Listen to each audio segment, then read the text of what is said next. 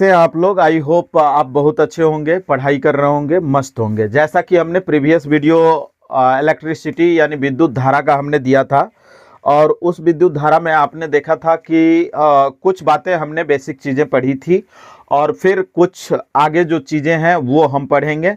सबसे पहले हम यह जान ले कि विद्युत धारा जो चैप्टर है बहुत ही मोस्ट इम्पोर्टेंट चैप्टर है, वेटेज चैप्टर है। इससे अगर मैं बता दूं ना, एकलौता ये चैप्टर ऐसा है साइंस का जिसमें 8 से 10 मार्क्स पूछे जाते हैं। न्यूनतम 8 मार्क्स और अधिकतम 10 मार्क्स। इसमें से अगर मैं बता दूं आपको, तो देखा जाए यहाँ पर 1 अंक आपका जो है वस्तुनिष्ठ क्वेश्चन होता है, 2 अंक का 1 क्वेश्चन या 2 क्वेश्चन हो सकते हैं, 3 अंक का 1 क्वेश्चन या 5 अंक का 1 क्वेश्चन। इस टाइप के इस चैप्टर से पूछे जाते हैं। आइए हम लोग बात करते हैं। पीछे हमने पढ़ा था प्रतिरोध, प्रतिरोध क्या होता है, ठीक है ना।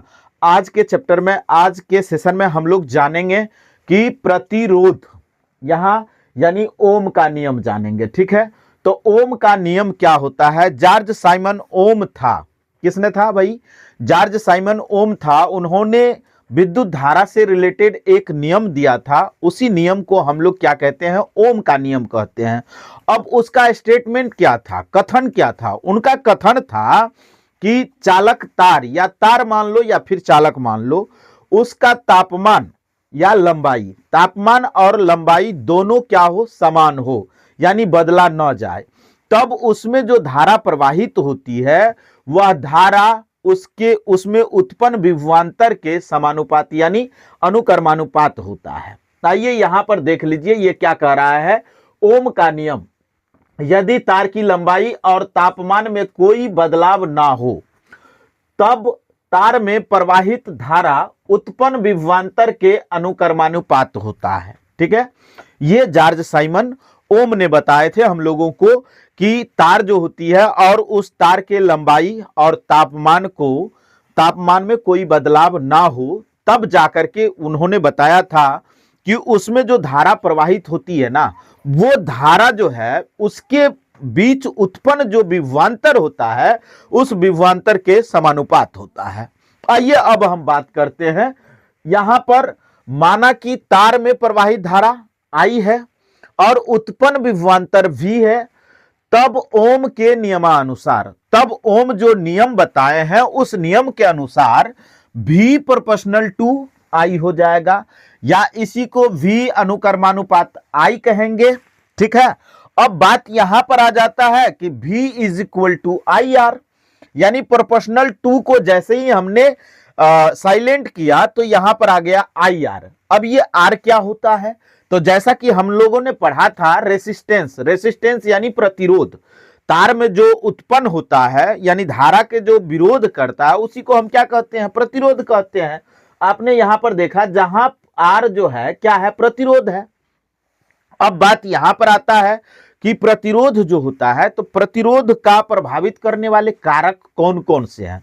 बहुत ही अच्छा पॉइंट है ये, कई बार पूछा गया है। ये 3 नंबर में क्वेश्चन पूछे जाते हैं और हम लोगों को पूछा जाता है कि बताइए प्रतिरोध किन किन प्रतिरोध के प्रभाव का कौन सा कारक है या क्या क्या कारक है। तो यहां पर आ रहा है चालक के प्रतिरोध को प्रभावित करने वाले कारक। चालक के जो प्रतिरोध होता है उस प्रतिरोध को प्रभावित करने वाले कारक क्या है या कौन कौन से हैं? तो पहला नंबर आ जाता है तार की लंबाई, दूसरा नंबर आ जाता है तार की मोटाई, तीसरा नंबर आ जाता है तार का तापमान, और चौथा नंबर आ जाता है तार की धातु की प्रकृति। अब यहां पर आता है कि सर तार की लंबाई जब बढ़ती है, तार की लंबाई जब बढ़ती है तो क्या होता है? तार के लंबाई बढ़ने से क्या कारण है कि प्रतिरोध पर प्रभाव पड़ेगा भाई? तो एक बात आप समझ लीजिए, तार का लंबाई अगर बढ़ाया जाएगा ना, तार की लंबाई बढ़ाई जाएगी ना, तो उसमें जो इलेक्ट्रॉन जो होता है, इलेक्ट्रॉन का टकराव ज्यादा होता है। जब इलेक्ट्रॉन का टकराव ज्यादा होगा तो इसका मतलब है कि उसमें प्रतिरोध ज्यादा होगा, उसमें प्रतिरोध ज्यादा उत्पन्न होगा। अब यहां पर बात आता है तार की मोटाई, जिसे हम अनुप्रस्थ काट का क्षेत्रफल भी कहते हैं। अनुप्रस्थ काट का क्षेत्रफल क्या होता है? तो तार जो, जैसे मान लो ये आप वायर मान लो, ये क्या है? मोटा है, ये मोटाई जो है ना, इसका क्या कहलाएगा? अनुप्रस्थ काट का क्षेत्रफल कहलाएगा। अब ये जितना मोटा होगा ना, उतना प्रतिरोध इसका कम होगा, यानी मोटाई बढ़ेगा तो प्रतिरोध कम होगा। अब यह बात आता है कि ऐसा क्यों होता है, इसके पीछे कारण क्या है? जब इसका मोटाई बढ़ेगा ना, तो इलेक्ट्रॉन इसमें आसानी से क्या कर सकता है? पास कर सकता है, तेजी से चल सकता है, उसमें टकराव उत्पन्न नहीं होगा। और जब टकराव उत्पन्न नहीं होगा तो इसका मतलब है कि प्रतिरोध कम होगा। अब बात यहां पर आ जाता है तार का तापमान। तापमान अगर बढ़ाया जाए, तार का तापमान बढ़ जाता है तो उसमें इलेक्ट्रॉन का गति क्या होता है? बढ़ जाता है। इलेक्ट्रॉन का गति बढ़ जाता है, जिसके वजह से उसमें क्या होता है? प्रतिरोध बढ़ जाता है। इसलिए प्रतिरोध को यह प्रभावित करता है। कौन? तार का तापमान। अब बात यहां पर आ जाता है तार की धातु की प्रकृति। अब धातु की जो प्रकृति होती है, ये धातु की प्रकृति क्या होता है, इसके बारे में जान लेते हैं। माने बहुत सारे तार जो होते हैं वो विभिन्न विभिन्न धातु से बने होते हैं। अब विभिन्न विभिन्न धातु में इलेक्ट्रॉन का जो गति होता है ना, अलग अलग धातु में अलग अलग होता है, इसीलिए उसका प्रतिरोध क्या होता है? अलग अलग होता है।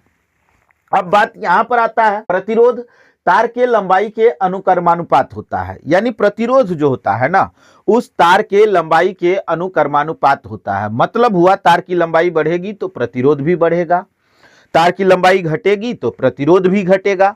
इसलिए इसको लिखा जाता है R प्रोपोर्शनल टू L। अब यहां पर देखिए, यहां कह रहा है तार की मोटाई, प्रतिरोध। तार की मोटाई मतलब मैंने पहले ही बता दिया है, तार की मोटाई जो होता है अनुप्रस्थ काट का क्षेत्रफल होता है। अब बात यहां पर आ जाता है कि प्रतिरोध जो है तार के अनुप्रस्थ काट के क्षेत्रफल के व्युत्क्रमानुपात होता है। व्युत्क्रमानुपात का मतलब हुआ कि मोटाई बढ़ेगा तो प्रतिरोध घटेगा, मोटाई घटेगा तो प्रतिरोध बढ़ेगा। यानी इनडायरेक्टली प्रोपोर्शनल है, इसको आप इनडायरेक्टली कह सकते हो। यानी तार की मोटाई बढ़ाओगे तो प्रतिरोध घटेगा, और तार की मोटाई घटाओगे तो प्रतिरोध बढ़ेगा। अब बात यहां पर आ जाता है कि तार की धातु की प्रकृति। जैसा कि मैंने अभी मैंने बताया था आपको कि यह तार के धातु पर निर्भर करता है, क्योंकि इलेक्ट्रॉनों का टकराव अलग अलग धातुओं में अलग अलग होता है, जिससे प्रतिरोध भी अलग अलग होता है। उदाहरण के लिए चांदी के तार में प्रतिरोध सबसे कम होता है, ठीक है। यानी कहा गया है, जैसा कि मैंने पहले भी बताया था आपको, कि धातु का इलेक्ट्रॉन जो होता है ना, इलेक्ट्रॉन का टकराव जो होता है विभिन्न धातुओं में विभिन्न होता है। विभिन्न धातुओं में क्या होता है? विभिन्न होता है। यानी कह लूं अलग अलग जो धातु होंगे तो अलग अलग धातु में इलेक्ट्रॉन का टकराव अलग अलग होता है, जिसके वजह से प्रतिरोध भी अलग अलग होता है। उदाहरण के तौर पर अगर बात करी जाए तो उदाहरण के तौर पर क्या होता है, चांदी का जो तार होता है ना, उसमें क्या होता है कि प्रतिरोध सबसे कम होता है। यानी प्रतिरोध सबसे कम होता है, इसका मतलब है कि उसमें टकराव बहुत कम होता है। आइए अब हम बात कर लेते हैं तार के तापमान। तार के तापमान क्या होता है? तापमान पर वो तापमान जो है कैसे प्रभावित करता है?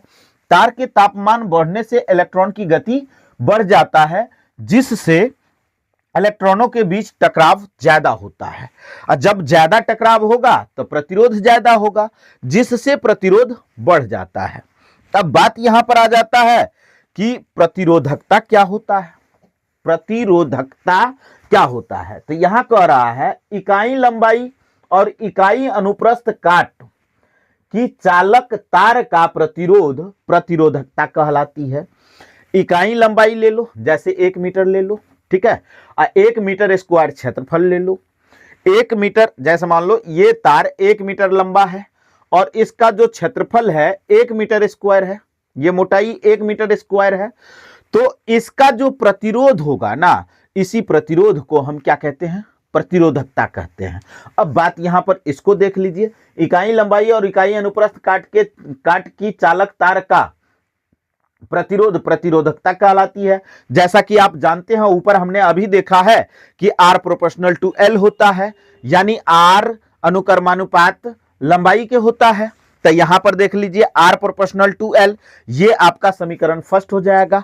दूसरा समीकरण आपने पढ़ा था R प्रोपोर्शनल टू 1/A, यानी 1/a यानी अनुप्रस्थ काट के क्षेत्रफल का व्युत्क्रमानुपात होता है। तो समीकरण सेकंड हो जाएगा। अब बात आता है समीकरण फर्स्ट और समीकरण सेकंड से। जैसे ही आप समीकरण फर्स्ट और समीकरण सेकंड से आपके ऊपर होगे तो r प्रोपोर्शनल टू क्या हो जाता है, L/a हो जाता है। अब जैसे ही प्रोपोर्शनल टू को हटाओगे तो r is equal to rho into L/a हो जाएगा। अब बात आता है कि सर रो क्या है, तो यही रो आपका क्या होता है, प्रतिरोधकता होता है। यही रो आपका क्या होता है, प्रतिरोधकता होता है। अब जहां रो प्रतिरोधकता है, अब बात यह आती है कि यह किस पर निर्भर करता है, प्रतिरोधकता धातु पर निर्भर करता है। यानी चालक तार किस चीज से बना हुआ है, कौन से धातु से बना होता है, इस धातु पर वह क्या करता है, निर्भर करता है। अब बात हम आगे देखेंगे। चलिए नेक्स्ट पेज पर हम बात, प्रतिरोधों का संयोजन। प्रतिरोधों का संयोजन क्या होता है, यानी जब प्रतिरोध को क्या किया जाता है, जोड़ा जाता है, तो उसी को कहा जाता है प्रतिरोधों का संयोजन। प्रतिरोधों का संयोजन जो होता है वो दो प्रकार का होता है। पहला नंबर होता है श्रेणी क्रम संयोजन, दूसरा नंबर होता है पार्श्व क्रम संयोजन, या फिर आप समांतर क्रम संयोजन कह सकते हैं। जैसा कि हमने यहां पर लिख रखा है श्रेणी क्रम संयोजन और समांतर क्रम संयोजन। पहले हम जान लेते हैं श्रेणी क्रम संयोजन। इसमें क्या होता है, जब प्रतिरोधों को श्रेणी क्रम में जोड़ा जाता है तब सब प्रतिरोध में समान धारा प्रवाहित होती है और विभवांतर बंट जाता है। इसमें जो विभवांतर होता है वो क्या होता है, बंट जाता है, परंतु प्रवाहित धारा जो होती है वो समान होती है। आइए हम, जैसा कि यहाँ पर 3 प्रतिरोध को हमने लिया है, कितने प्रतिरोध को लिया है, 3 प्रतिरोध को लिया है। R1 हो जाता है, क्या हो जाता है जी, R1 हो जाता है, ये आपका R2 हो जाता है और ये आपका R3 हो जाता है। तो R1 के बीच का जो ये आप A ले लो, ये पॉइंट A हो जाएगा, फिर यहाँ पर B हो जाएगा, फिर आपका यहाँ पर C हो जाएगा और फिर यहाँ पर आपका D हो जाएगा। यानी AB जो है R1 है, BC जो है R2 है और CD जो है R3 है। ठीक है, तो अब जैसे कि यहां पर हम ले लेते हैं, यहां पर मान लो, माना कि 3 प्रतिरोधक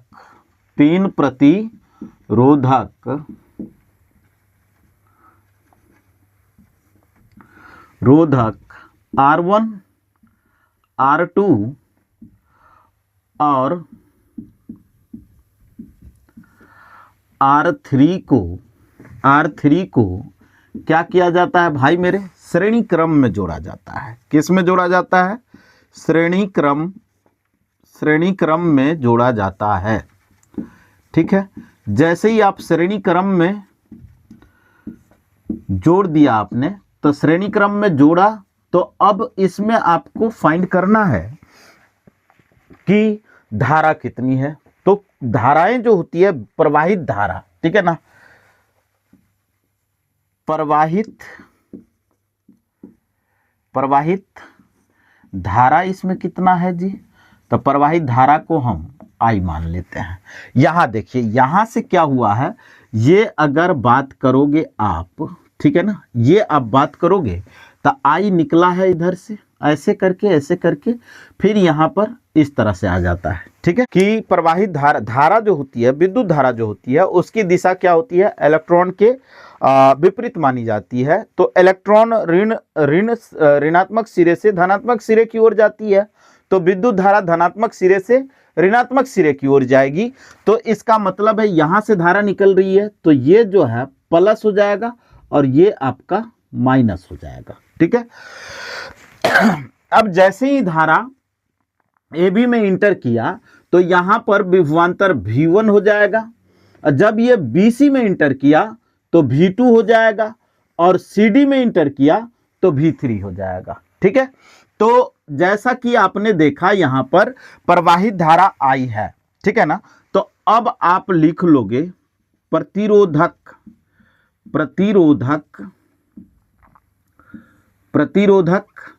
R1 में विभवांतर, विभवांतर आपका क्या है बाबू, विभवांतर आपका V1 है। ठीक है जी, V1 है। प्रतिरोधक,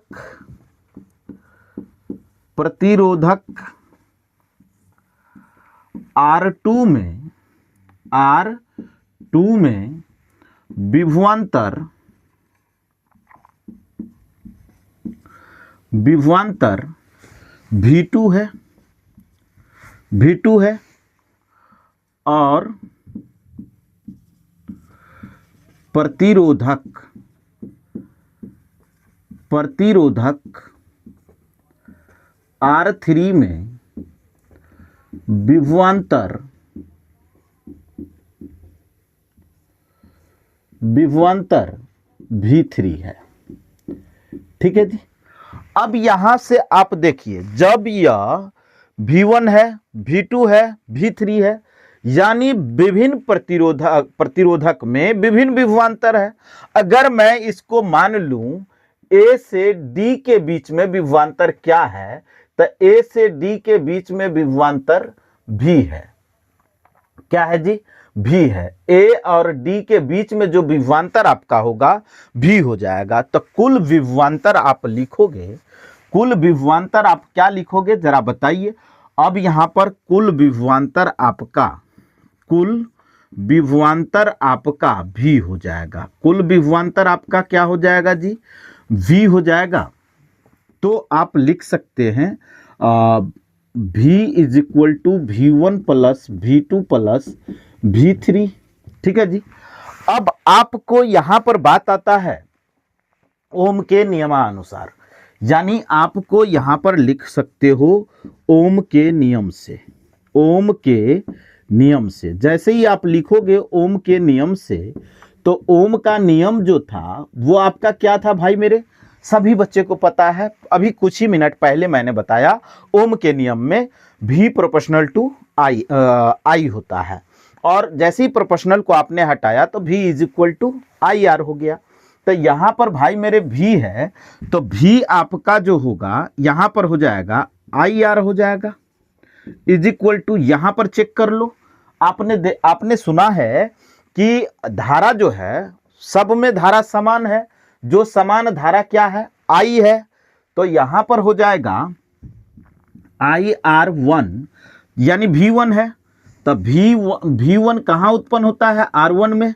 V2 कहां उत्पन्न हुआ, R2 में। लेकिन धारा कितना जाएगा, I जाएगा। धारा क्या जाएगा, I जाएगा। तो ये प्लस IR1 हो जाएगा। फिर प्लस यहां पर V3 है तो IR3 हो जाएगा। अब इसमें आप चेक करोगे सभी में I कॉमन है, तो I आप कॉमन ले लो। यहां पर I हो जाएगा, R हो जाएगा is equal to, I common ले लिया आपने, तो R1 plus R2 plus R3 हो जाएगा। I से I कॉमन हो जाएगा, तो R इज इक्वल टू आपका आ जाएगा R1 plus R2 plus R3 हो जाएगा। ठीक है। अब यही आपका जो है, इसी को समतुल्य प्रतिरोध कहते हैं। इसी को हम क्या कहते हैं, समतुल्य प्रतिरोध कहते हैं। इन बातों से स्पष्ट होता है कि श्रेणी क्रम में, श्रेणी क्रम में कुल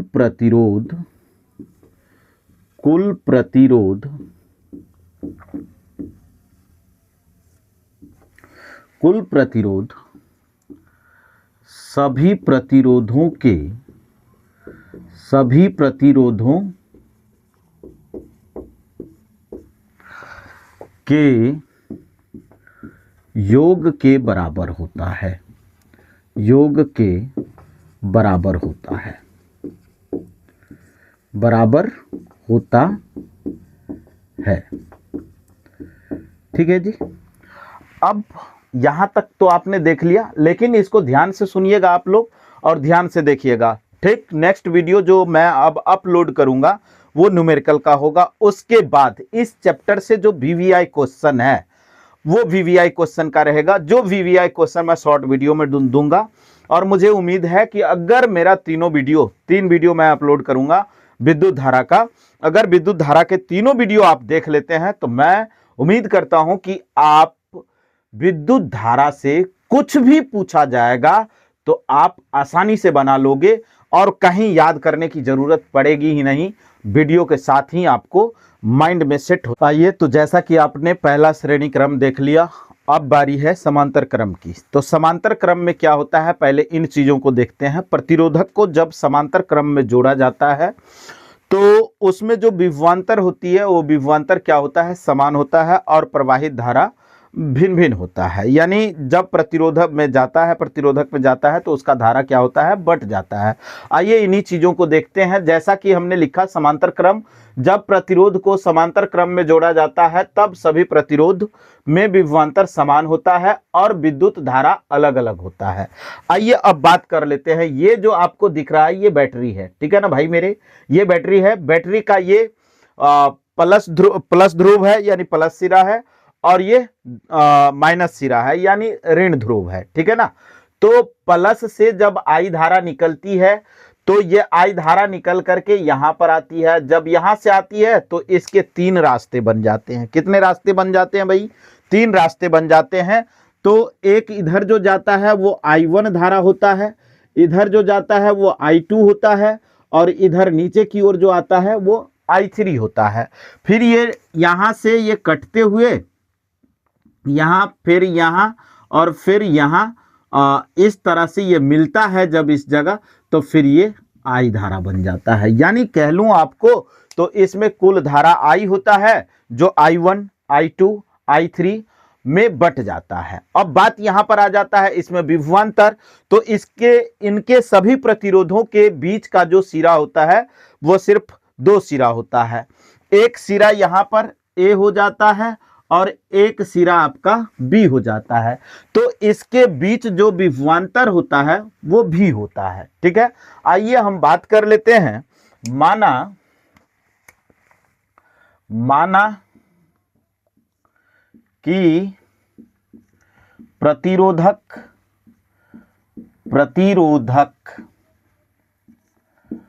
R1, R2 और R3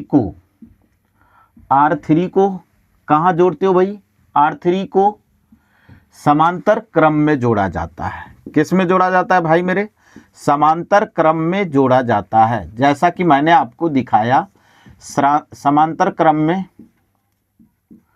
जोड़ा जाता है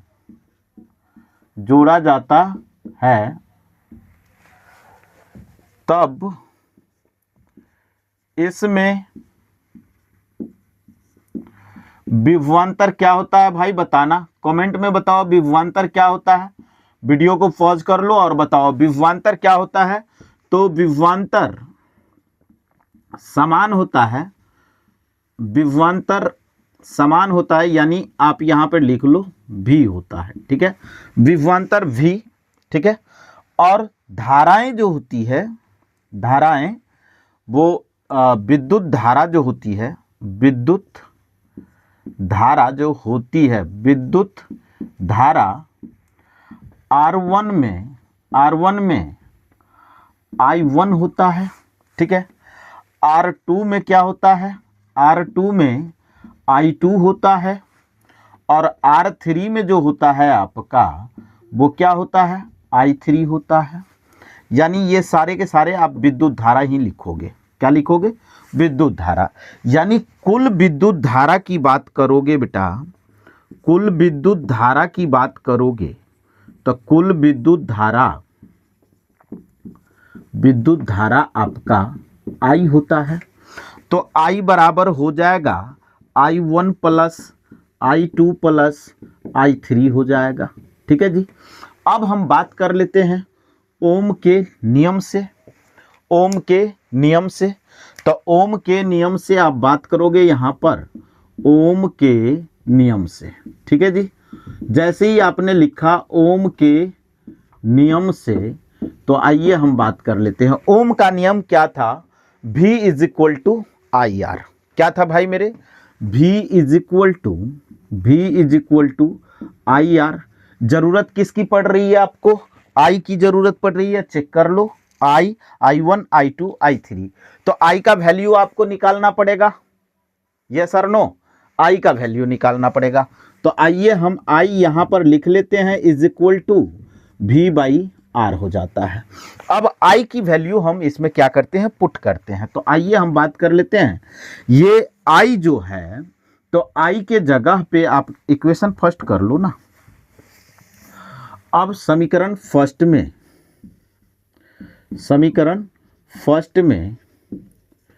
आई का मान रखने पर, आई का मान रखने पर जैसे ही आई के मान रखोगे इसमें, तो आओ आई का मान रख लेते हैं। ठीक है, तो आई का मान रखने पर यहाँ पर देख लीजिए आई है, तो अब ये हो जाएगा v by r is equal to v by r one plus v by r two plus v by r three. ऐसा क्यों रखोगे भाई? तो ऐसा इसलिए रखेंगे क्योंकि सर जी सबको पता है, जैसा कि आपने बताया, क्या बताया सर जी आपको सर जी यही बताया कि विभवांतर का मान समान है। तो सभी में R1 चेक कर लो या R2 चेक कर लो या R3 चेक कर लो, सभी में विभवांतर भी है। तो आइए हम यहाँ पर V बाई आर कर लेते हैं और इसमें V कॉमन ले लीजिए। 1 by R1 plus 1 by R2 plus 1 by R3 हो जाएगा। ठीक है, तो V से भी कैंसिल, यानी आप लिख सकते हो 1 by r is equal to 1 by R1 plus 1 by R2 plus 1 by R3 हो जाता है। यानी कुल प्रतिरोध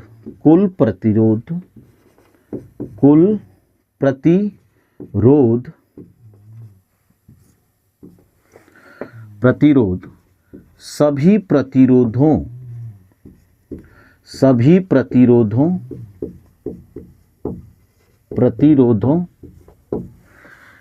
के योग से कम होता है,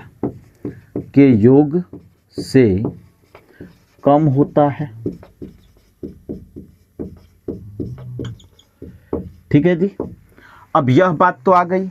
अब एक बात और आता है कि घरों में समांतर क्रम में उपकरण को क्यों जोड़ा जाता है। आपसे यह बात पूछ दिया जाए कि घरों में उपकरण मतलब यही लाइट हो जाएगा, फैन हो जाएगा, इलेक्ट्रिक मशीन जितने भी होते हैं जो आप घर में यूज़ करते हैं, उसी को उपकरण कहा जाता है। तो उसको समांतर क्रम में क्यों जोड़ा जाता है, यह बात आएगी। तो आप यहाँ पर ये पॉइंट लिख लेना है, माने घरों में, ये बात मैं लिख दूं, घरों में उपकरण को समांतर क्रम में क्यों जोड़ा जाता है, समांतर क्रम में क्यों जोड़ा जाता है, इसकी बात अगर करी जाए, जोड़ा जाता है। आइए हम बात कर लेते हैं, फर्स्ट की बात करी जाए तो यहां पर देखिए नंबर फर्स्ट जो आता है, सब प्रतिरोध क्या हो जाता है, कम हो जाता है, सब प्रतिरोध कम हो जाता है।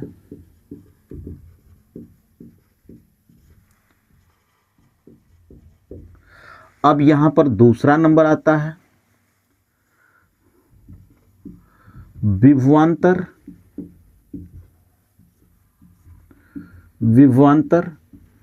सब में समान होता है,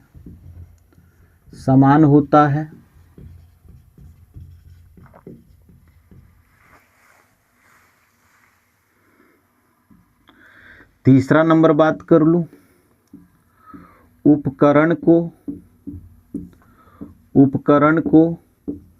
अलग अलग प्रयोग किया जा सकता है, अलग अलग प्रयोग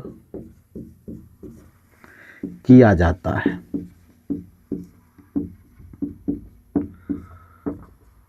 ठीक है, यानी हमें लाइट की ज़रूरत होगी तो लाइट जलाएंगे, फैन की ज़रूरत होगी तो फैन चलाएंगे, गीजर की ज़रूरत होगी तो गीजर चलाएंगे।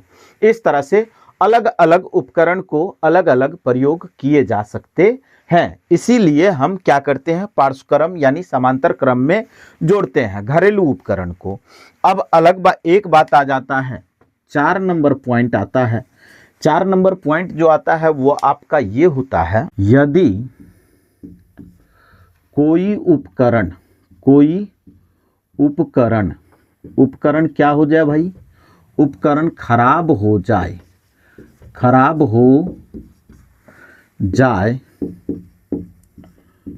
तो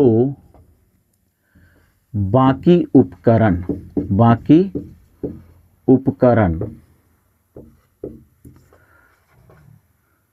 काम करते रहते हैं। यानी अगर फैन है, बल्ब है या गीजर है, तो मान लीजिए फैन खराब हो गया तो बल्ब और गीजर आपको चलाए जा सकते हैं, उसमें कहीं कोई बाधा नहीं होगी। बहुत लंबा वीडियो होने के लिए मैं इतना ही पर रोकता हूँ। फिर एक वीडियो और आएगा जो कंसेप्ट का होगा, वो भी बहुत इंपॉर्टेंट टॉपिक रहेगा। इसलिए आप लोग जुड़िए और आपका बहुत प्यार मिल रहा है। ऐसा आप मोटिवेशन दे तो मैं रेगुलर आपको जब तक एग्ज़ाम होगी तब तक मैं इसी तरह का वीडियो अपलोड करूंगा। और बहुत जल्द कोशिश कर रहा हूं कि लाइव सेशन भी पढ़ाऊं और लाइव सेशन में आपसे मैं बात करूं। ठीक है, धन्यवाद। जुड़ने के लिए सभी बच्चों को लाइक और कमेंट नहीं भूलिएगा। अगर आपको वीडियो अच्छा लगता हो तो सब्सक्राइब जरूर कीजिएगा। Thank you.